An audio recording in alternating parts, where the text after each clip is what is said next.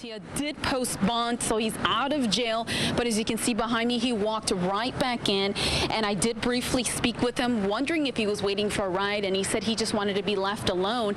And now, originally he told deputies that his glasses broke, so it was a bit fuzzy when he kept bumping into people, but he told them that he never intentionally touched those teens. There's plenty of signage around here if you do want to take a dip in here in the water, but I gotta tell you, I just saw earlier a gator swimming nearby. Yeah, and I wanted you guys to get a better perspective. This is only lighting me up from the top light, but if we turn it off, it is completely dark out here. We only have 2 street lamps behind me, but more than 1,000 people have already signed a petition asking to put some street lights out here because, as we know, there was that fatal accident that happened. Here live, you can see the growing memorial all morning long. Even since 4 o'clock this morning, we've been seeing people just taking pictures, leaving more notes and flowers here right outside the Pulse nightclub. And later on today, there's going to be a benefit at the Orlando Science Center, raising money for the One Orlando Fund to help those Pulse victims. Caroline Dorton says she still feels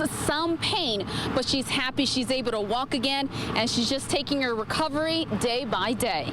Orange City firefighter Caroline Dorton is up on her 2 feet. Her wounds are visible, and so is her strength to keep moving forward. Luckily, I'm a high level of pain. I can tolerate it, but at the same time, it's like, you know, it's there. It reminds you every now and again, hey, because I want to get up and go. I want to get moving, you know, the kids. Nearly 2 months ago, Dorton was run over by a car. She was eating at a Chili's in Lake Mary. She was off duty at the time when police say Henry Brown stabbed his estranged wife, Sharicia Brown, in the parking lot. Dorton ran out of the restaurant to help her. That's when investigators say Brown ran her over with his car. Right now, I got workers' comp helping out, but that's only short term. Or when I don't know how long I'm going to be out of work. If I'm going to be out a year. She's had multiple surgeries and doesn't know when she'll be back to work. That's why the community has raised more than $31,000 to help her. It is my privilege to present this check to Caroline Dorton for from her Orange City Fire Police family.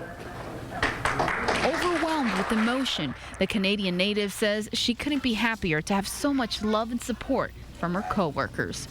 Can't wait to get back with you guys and working again and be back out there and be participating in what I love to do.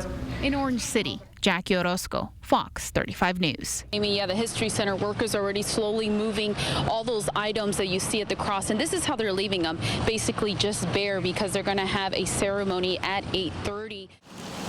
A somber moment as workers from the Orange County Regional History Center carefully removed all the decorations on the 49 crosses dedicated to the Pulse victims. As you see, we're using the boxes that we're putting items in are acid-free boxes, so they don't give off any gases or anything to further deteriorate the items. Then it was removing the bare crosses from the Orlando Health to a permanent home at the History Center. It was a difficult thing to do for some. Maida Alabar overwhelmed with emotion as she picked up her daughter's cross. I'm very honored to be here. I wasn't expecting to be here. It's just by the grace of God that this happened.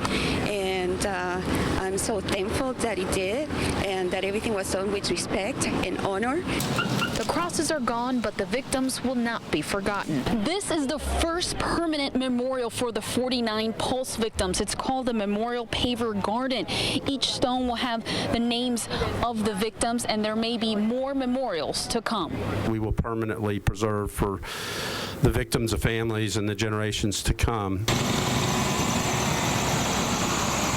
Orlando police escorted the truck carrying the crosses to the History Center, a place where they can be preserved and people can come to remember the 49 people who lost their lives on June 12th. It's far too early to make any decisions about what may end up happening with these items as far as any sort of exhibitions or memorials. In Orlando, Jackie Orozco, Fox 35 News.